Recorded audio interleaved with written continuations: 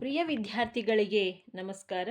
ಈ ದಿನ ಪ್ರಥಮ PUC ವಿದ್ಯಾರ್ಥಿಗಳಿಗೆ ಸಂಬಂಧಪಟ್ಟ ಹಾಗೆ ಇರುವಂತಹ ಕನ್ನಡದ 5ನೆಯ ಪಠ್ಯ ಬುದ್ಧ ಬಿಸಿಲೂರಿನವನು, ನಾಗತಿಹಳ್ಳಿ ಚಂದ್ರಶೇಖರ್ ಅವರ ಒಂದು ರಚನೆಯ ಕೊನೆಯ ಭಾಗವನ್ನು ಚರ್ಚೆ ಮಾಡೋಣ.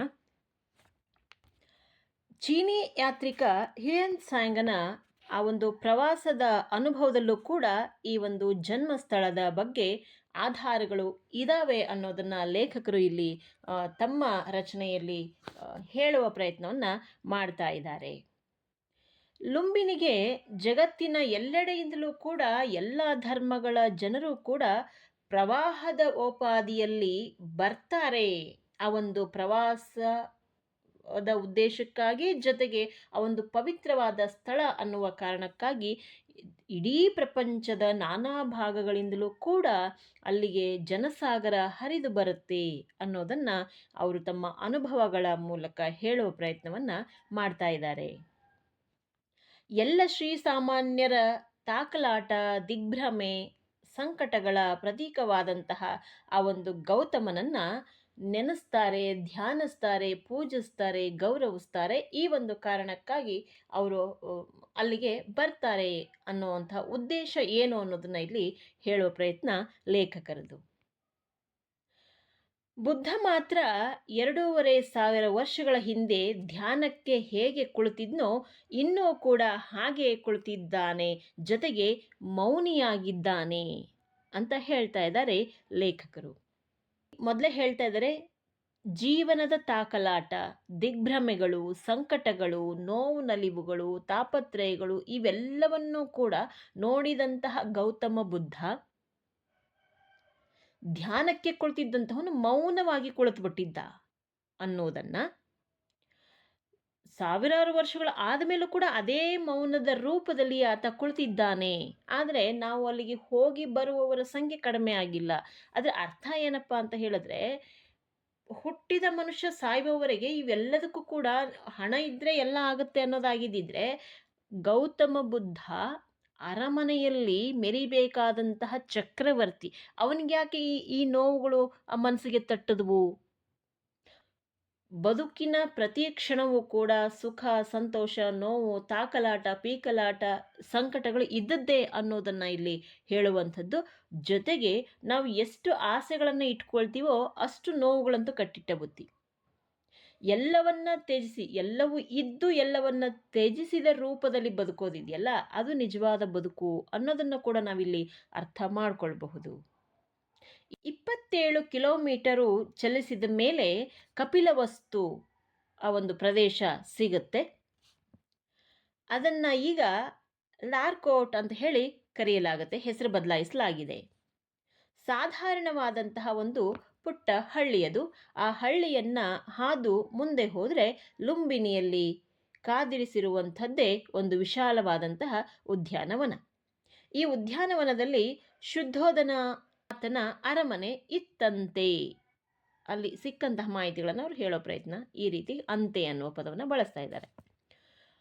ಪುಳಕಿತರಾದಂತಹ ಲೇಖಕರು ಆ ಉದ್ಯಾನವನಕ್ಕೆ ಹೋದರು.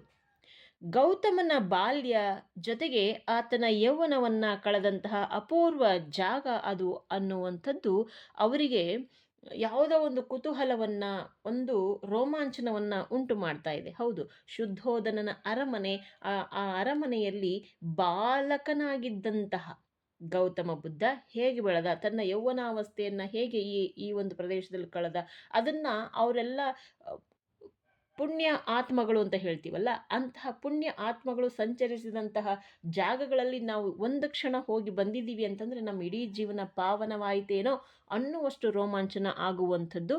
ಹಾಗಾಗಿ ಲೇಖಕರು ಕೂಡ ಅದೇ ರೀತಿಯಾದಂತಹ ಭಾವ ಉಂಟಾಗ್ತಾ ಇದೆ, ಪುಳಕಿತರಾಗ್ತಾ ಇದ್ದಾರೆ ಅವರು. ಅಂತಹ ಭವ್ಯವಾದ, ದಿವ್ಯವಾದ ಚೇತನ ಅಲ್ಲಿ ಸಂಚರಿಸಿದಂತಹ ಜಾಗ ಅನ್ನುವುದೇ ನಮಗೆ ಧನ್ಯತೆಯನ್ನು ತಂದುಕೊಡುತ್ತೆ ಅಂತಕ್ಕಂಥದ್ದು. ಅವರಿಗೆ ತುಂಬ ಖುಷಿಯಾಯಿತು.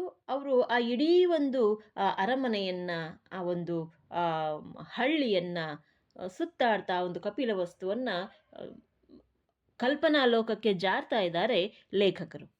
ಗೌತಮನು ಬುದ್ಧನಾಗುವಂತಕ್ಕಿಂತ ಮೊದಲು ಸಿದ್ಧಿಯ ಅರ್ಥವನ್ನ ಗಳಿಸಿ ಸಿದ್ಧಾರ್ಥನಾಗುವುದಕ್ಕೆ ಮೊದಲು 29 ವರ್ಷಗಳ ಕಾಲ ರಾಜಕುಮಾರನಾಗಿದ್ದು ಪರಿಸರ ಇದು ಅಂತ ನೋಡಿ ಅಲ್ಲದನ್ನೇ ಹೇಳ್ತಾ ಇದ್ದಿದ್ದು.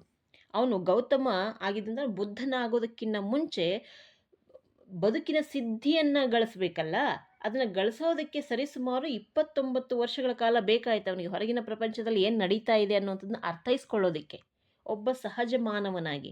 ಹಾಗಾಗಿ 29 ವರ್ಷಗಳ ಕಾಲ ರಾಜಕುಮಾರನಾಗಿ ಮೆರೆದಿದ್ದಂತಹ, ಆ ಒಂದು ಸಂಚರಿಸಿದಂತಹ, ಬಾಳಿ ಬದುಕಿದಂತಹ ಆ ಒಂದು ಪ್ರದೇಶವನ್ನು ನೋಡುವಾಗ ಯಾವುದೋ ಒಂದು ಭ್ರಮಾಲೋಕದಲ್ಲಿ ಸಂಚರಿಸ್ತಾ ಇದ್ರು ಲೇಖಕರು. ಅಷ್ಟು ಭವ್ಯತೆಯನ್ನು ಅನುಭವಿಸುವಂಥದ್ದು ಆ ಕ್ಷಣಕ್ಕೆ ಆಗ್ಬಿಡುತ್ತೆ. ಆ, ಏಕತಾನತೆಯಲ್ಲಿ ನಮ್ಮ ಭಾವಗಳನ್ನು ಅದರೊಟ್ಟಿಗೆ ಬೆರೆಸಿ ನಾವು ಅದನ್ನು ದರ್ಶಿಸ್ತಾ ಇದ್ದೀವಿ ಅಂದಾಗ ಈ ರೀತಿಯ ಭಾವನೆಗಳು ಉಂಟಾಗೋದು ಸಹಜ. ಆ ಪರಿಸರವನ್ನು ನೋಡ್ತಾ ಪುಳಕಿತರಾಗಿದ್ದಾರೆ ಲೇಖಕರು. ಅರಮನೆಯ ವಿವಿಧ ಪ್ರಾಂಗಣಗಳನ್ನು ಊಹಿಸಬಹುದಾದಂತಹ ಇಟ್ಟಿಗೆಯ ಅರೆಬರೆ ಆಕೃತಿಗಳು, ವಿನ್ಯಾಸಗಳು ಸಾವಿರಾರು ವರ್ಷಗಳ ಕಥೆಗಳನ್ನು ಹೇಳುತ್ತವೆ. ಆ ಕಥೆಯನ್ನ ಬಾಲ್ಯದಲ್ಲಿ ಕೇಳಿ ಕಲ್ಪಿಸಿಕೊಂಡು ಆನಂದಿಸಿದವರಿಗೆ ಇವು ಬರಿಯ ಇಟ್ಟಿಗೆಯ ಮುರುಕುಗೋಡೆ ಅನ್ನಿಸಬಹುದು. ಕಾಲ ಅದೆಷ್ಟು ನಿರ್ಗುಣ ಮತ್ತು ಕ್ರೂರ ಅಂತ ಹೇಳಿದ್ರೆ ಅದು ಒಳಿತನ್ನೂ ಕೆಡುಕನ್ನು ಸರಿಸಮನಾಗಿ ಸಮಗೊಳಿಸ್ತಾ ಹೋಗುತ್ತೆ ಅಂತ. ನಾನು ಪಾಠದ ಮೊದಲ ಭಾಗದ ಆರಂಭದಲ್ಲೇ ಹೇಳಿದ್ದೆ, ಒಳ್ಳೆಯ ಉತ್ತಮ ವ್ಯಕ್ತಿತ್ವಗಳ ದರ್ಶನವನ್ನು ಪಡ್ಕೊಳ್ಬೇಕು ಇತಿಹಾಸದ ಮೂಲಕ. ಅಂದರೆ ಕೆಡಕುಗಳು ಕೂಡ ಅದರ ಒಟ್ಟಿಗೆ ಸಿಗ್ತಾ ಹೋಗುತ್ತೆ, ನಮಗೆ ದರ್ಶನವನ್ನು ಕೊಡ್ತಾ ಹೋಗುತ್ತೆ ಅಂತ ಹೇಳಿದ್ದೆ. ಅದೇ ವಿಚಾರಗಳನ್ನು ಇಲ್ಲಿ ಮತ್ತೆ ಹೇಳೋ ಪ್ರಯತ್ನ ಈ ಒಂದು ಬರವಣಿಗೆಯಲ್ಲಿ ನಾವು ನೋಡಬಹುದು. ಲೇಖಕರು ಹೇಳ್ತಾ ಇರ್ತಕ್ಕಂಥದ್ದು ನೋಡಿ, ನಾನು ಮಕ್ಕಳು ಕೂಡ ಈ ಇಟ್ಟಿಗೆ ಕಟ್ಟಡಗಳ ಮೇಲೆ ಏರಿ ಏನೇನೋ ಚರ್ಚೆಯನ್ನು ಮಾಡೋದಕ್ಕೆ ಶುರು ಮಾಡಿದ್ವಿ. ಗೌತಮ ಇಲ್ಲಿ ಆಟವಾಡಿರಬಹುದು, ಇಲ್ಲಿ ಊಟ ಮಾಡಿರಬಹುದು, ಇಲ್ಲಿ ಪಟ್ಟಾಭಿಷೇಕ ಆಗಿರಲೂಬಹುದು, ಇದು ಯಶೋಧರೆ ಗೌತಮರ ಕೋಣೆ ಇರಬಹುದು, ರಾಹುಲನ ಗೆಳೆಯರು ಇಲ್ಲಿ ಆಡಿರಬಹುದು, ಮಾಯಾದೇವಿ ಈ ಗವಾಕ್ಷಿಯಿಂದ ಮಗನನ್ನ ಕೂಗಿರಬಹುದು, ಇದೇ ತಿರುವಿನಲ್ಲಿ ಗೌತಮ ನಗರ ದರ್ಶನದಲ್ಲಿ ಮುಪ್ಪಿನ ಮುದುಕನನ್ನ, ಹಣ್ಣು ಹಣ್ಣು ರೋಗಿಯನ್ನ, ಶವದ ಯಾತ್ರೆಯನ್ನ ಕಂಡಿರಬಹುದು, ನಟ್ಟಿರುಳು ಹೀಗೆ ಈ ಬಾಗಿಲಿನಿಂದ ಆಚೆ ಹೋಗಿರಬಹುದು ಅಂತ. ಏಕೆಂದರೆ ಅರಮನೆಯನ್ನು ಅವರು ನೋಡ್ತಾ ಇರ್ತಕ್ಕಂಥದ್ದಲ್ಲಿ ಈ ಕಥೆಗಳನ್ನು ನಾವು ಕೇಳಿದ್ದೀವಲ್ಲ, ಗೌತಮ ಬುದ್ಧನಾದದ್ದು ಹೇಗೆ ಅನ್ನೋದಕ್ಕೆ ನಾವು ಒಂದಷ್ಟು ಕಥೆಗಳನ್ನು, ಇತಿಹಾಸವನ್ನು ಓದಿದಾಗ ನಮ್ಮ ಕಲ್ಪನೆಯಲ್ಲಿ ಬೇರೆ ರೀತಿಯಲ್ಲಿ ಏನೇನು ಇರುತ್ತೆ ಅಂತಕ್ಕಂಥದ್ದು, ಅದನ್ನು ಆ ಒಂದು ಜಾಗಕ್ಕೆ ಹೋಗಿ, ಆ ಅರಮನೆಗೆ ಹೋಗಿ ಅದನ್ನು ನೋಡುವಾಗ, ವೀಕ್ಷಣೆಯನ್ನು ಮಾಡುವಂಥ ಸಂದರ್ಭದಲ್ಲಿ ಲೇಖಕರು ಎಷ್ಟು ಅದ್ಭುತವಾಗಿ ಹೇಳ್ತಾ ಇದ್ದಾರೆ. ಬಹುಶಃ ಇಲ್ಲೇ ಇರಬಹುದು, ಇಲ್ಲೇ ಆಟ ಆಡಿರಬಹುದು, ಇಲ್ಲೇ ಬೆಳೆದಿರಬಹುದು, ಇಲ್ಲೇ ಪಟ್ಟಾಭಿಷೇಕ ಆಗಿರಬಹುದು, ಅಥವಾ ಈ ಒಂದು ಅರಮನೆ ಈ ಮುಂದೆ ಹೋಗ್ತಾ ಇದ್ದ ಹಾಗೆ ಆತನಿಗೆ, ಗೌತಮನಿಗೆ ಹೊರಗಿನ ಪ್ರಪಂಚದ ಅರಿವು ಕಂಡಿರಬಹುದು, ಅಥವಾ ದರ್ಶನ ಆಗಿರ್ಬೋದು, ಶವದ ಯಾತ್ರೆಯೋ, ರೋಗಿಯದ್ದೋ, ಅಥವಾ ಮುಪ್ಪಿನ ಮುದುಕನ ಒಂದು ದರ್ಶನವಾಗಿರ್ಬೋದು. ಅಂದರೆ ಜೀವನ ನಶ್ವರ ಅನ್ನೋದಕ್ಕೆ ಏನೇನು ಚಿತ್ರಣಗಳು ಬೇಕೋ ಅದೆಲ್ಲ ಇಲ್ಲೇ ಕಂಡಿರಬಹುದು ಅಂತ ಇವರ ಕಲ್ಪನೆಯ ಮೂಲಕ ಒಂದು ಜಾಗಗಳನ್ನು ಗುರುತಿಸುವ ಪ್ರಯತ್ನವನ್ನು ಲೇಖಕರು ಮಾಡ್ತಾ ಇದ್ದಾರೆ. ಆದರೆ ಅಲ್ಲಿ ಅಶಿಸ್ತಾಗಿ ಬೆಳೆದಿದ್ದಂತಹ ಉದ್ಯಾನವನವನ್ನು ಬಿಟ್ಟರೆ ಅರಮನೆಯು, ಕೋಣೆಯು, ದ್ವಾರವು, ಗವಾಕ್ಷಿಯು ಏನೂ ಕೂಡ ಇರಲಿಲ್ಲ. ಏಕೆಂದರೆ ಸುಮಾರು ಸಾವಿರಾರು ವರ್ಷಗಳಾಗಿರೋದ್ರಿಂದ ಅದು ಸಹಜನೇ ಏನೇನೋ ಆಗಿರುತ್ತೆ. ನಮ್ಮೊಳಗೆ ಇದ್ದಂತಹ ಕಥೆಗಳನ್ನು ಆ ಬಯಲು, ಉದ್ಯಾನವನ ಮತ್ತೆ ಇಟ್ಟಿಗೆ ಆಕಾರಗಳ ಜೊತೆಗಿಟ್ಟು ನಮ್ಮ ನಮ್ಮ ಅರಮನೆಗಳನ್ನು ನಾವೇ ಕಟ್ಕೊಂಡ್ವಿ ಅಂತ ಲೇಖಕರು ಹೇಳ್ತಾ ಇರ್ತಕ್ಕಂಥದ್ದು. ಮಹಾ ವಿನಿಷ್ಕ್ರಮಣ ದ್ವಾರ ಪೂರ್ವಕ್ಕೆ ಇರ್ತಕ್ಕಂಥದ್ದು. ಆ ದ್ವಾರದಿಂದಲೇ ಗೌತಮ ಮಧ್ಯರಾತ್ರಿಯಲ್ಲಿ ನಿರ್ಗಮ ಮಾಡಿರಬಹುದು ಅಂತಕ್ಕಂಥದ್ದು ಅಲ್ಲಿಯ ಪ್ರತೀತಿ. ಎಷ್ಟು ಅರ್ಥಪೂರ್ಣ! ಪೂರ್ವಕ್ಕೆ ಸೂರ್ಯನನ್ನ, ಜ್ಞಾನವನ್ನ ಹುಡುಕಿ ಹೋದದ್ದು. ಇಂತಹ ಕಾವ್ಯಾತ್ಮಕ ನೋಟ ಮುಗಿಸಿ ಈಚೆಗೆ ಬಂದರೆ ಕಾಯ್ತಾ ಇದ್ದದ್ದು ಗಾರ್ಡು. ಆತ ಅವ್ರಿಗೆ ಹೇಳ್ತಾ ಇದ್ದಾರೆ ನೋಡಿ, ಕಾಪಿಗೇನಾದರೂ ಕೊಡಿ ಅಂದರೆ ಅಲ್ಲಿ ಸಹಜ ಅಲ್ಲ, ಅಲ್ಲಿದ್ದಂತಹ ಕೆಲವೊಂದಷ್ಟು ಜನಗಳು, ಕೆಲಸಗಾರರು ಒಂದಷ್ಟು ದುಡ್ಡನ್ನು ಕೇಳಿ ಪಡೆಯೋದು ಉಂಟು ಪ್ರವಾಸಿ ಸ್ಥಾನಗಳಲ್ಲಿ.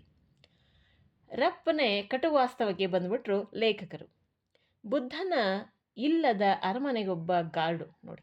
ಬುದ್ಧ ಇಲ್ಲದೆ ಇರತಕ್ಕಂಥ ಆ ಒಂದು ಅರಮನೆ, ಏಕೆ ಅದರಲ್ಲಿ ಕೋಣೆ ಇಲ್ಲ, ಅಥವಾ ಅರಮನೆಯ ಯಾವುದಾದ್ರೂ ಒಂದು ಇವರು ಕಲ್ಪನೆಯಲ್ಲಿ ಮಾಡ್ಕೊಂಡಿದ್ದಂಥ ಯಾವುದೇ ಕಟ್ಟಡಗಳಿಲ್ಲ. ಎಲ್ಲ ನೆಲಸಮ ಆಗಿದೆ, ಬಟಾಬೈಲಾಗಿದೆ. ಕುರುಹುಗಳಿದ್ದಾವೆ, ಇಲ್ಲ ಅಂತಲ್ಲ, ಕುರುಹುಗಳಿದ್ದಾವೆ. ಬಟ್ ಅದನ್ನು ನಮ್ಮ ಕಲ್ಪನೆಯಲ್ಲಿ ಏನು ಅರ್ಥ ಮಾಡ್ಕೊಂಡಿದ್ವಿ ಅದನ್ನು ಅಲ್ಲಿಗೆ ಅಪ್ಲೈ ಮಾಡ್ಕೊಂಡು ನೋಡಬೇಕಾದಂಥದ್ದು ಪ್ರವಾಸಿಗರ ಜವಾಬ್ದಾರಿ ಅದು. ಏಕೆಂದರೆ ಅದನ್ನು ಯಥಾವತ್ತಾಗಿ ನಾವು ಅರ್ಥೈಸ್ಕೊಳ್ಬೇಕಲ್ಲ. ಹಾಗಾಗಿ ತಕ್ಷಣ ಅವರು ವಾಸ್ತವಕ್ಕೆ ಬಂದರು. ಅವನು ಒಡ್ಡಿದಂತಹ ರಿಜಿಸ್ಟ್ರ್ನಲ್ಲಿ ವಿವರಗಳನ್ನು ದಾಖಲಿಸಬೇಕಾಗಿತ್ತು. ಹಾಗಾಗಿ ಆ ರಿಜಿಸ್ಟರು ಕೂಡ 2500 ವರ್ಷಗಳಷ್ಟು ವಯಸ್ಸಾಗಿರುವ ರೀತಿಯಲ್ಲಿ ಮುರಿದಿತ್ತು. ಯಾರೂ ಓದ್ತಾರೆ ಅನ್ನಿಸ್ಲಿಲ್ಲ. ಹಾಗಾಗಿ ಅಚ್ಚ ಕನ್ನಡದಲ್ಲೇ ಆ, ತಮ್ಮ ಅನಿಸಿಕೆಗಳನ್ನು ಬರಿತಾ ಹೋಗ್ತಾರೆ ಲೇಖಕರು. ಜೊತೆಗೆ ಬಕ್ಷೀಸು ಪಡೆದಂತಹ ಗಾರ್ಡು ಕೂಡ ಇದು ಯಾವ ಭಾಷೆ ಅಂತ ಕೂಡ ತಲೆ ಕೆಡಿಸ್ಕೊಳ್ದಲೇ ಮತ್ತೊಬ್ಬ ಪ್ರವಾಸಿಗರತ್ತ ನಡೆದ. ಅದು ಅವನ ನಿತ್ಯದ ಕಾಯಕ, ಪಾಪ, ಏನೂ ಮಾಡಲಿಕ್ಕಾಗೋದಿಲ್ಲ. ಆದರೆ ಅವರ ಲೇಖಕರ ಕನ್ನಡದ ಅಭಿಮಾನ ಇದೆಯಲ್ಲ, ಅದನ್ನು ನಾವು ಮೆಚ್ಕೊಳ್ಬೇಕು ಮತ್ತು ನಮ್ಮ ಜೀವನದಲ್ಲಿ ಅದನ್ನು ಅಳವಡಿಸ್ಕೋಬೇಕು ಅಂತಕ್ಕಂಥದ್ದು. ಕಪಿಲವಸ್ತುವಿನಿಂದ ಹೊರಟಂತಹ ಲೇಖಕರು ಅನೇಕ ಪ್ರಾಚೀನ ಸ್ಮಾರಕಗಳನ್ನು ನೋಡ್ತಾ ಹೋದರು.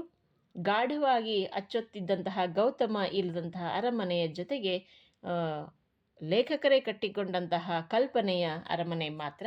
ಬೌದ್ಧ ಧರ್ಮವು ಪ್ರಚಲಿತವಾಗಿರುವಂತಹ ಎಲ್ಲ ದೇಶಗಳು ಕೂಡ ಲುಂಬಿನಿಯಲ್ಲಿ ಪೈಪೋಟಿಯಿಂದ ಅದ್ಧೂರಿಯಾದಂತಹ ವರ್ಣರಂಜಿತ ಮೊನಾಸ್ಟ್ರಿಗಳನ್ನು ನಿರ್ಮಿಸಿದ್ದಾವೆ. ಸೈಕಲ್ ರಿಕ್ಷಾ ಏರಿ ಇವನ್ನೆಲ್ಲ ಸುತ್ತಿ ಬಂದರು. ಆದರೆ ಹೃದಯಕ್ಕೆ ನಾಟಿದ್ದು ಮಾತ್ರ ಗೌತಮ ಇಲ್ಲದೆ ಇರತಕ್ಕಂಥ ಅರಮನೆಯ ಕತೆ ಹೇಳುವ ಉದ್ಯಾನವನ ಮಾತ್ರ.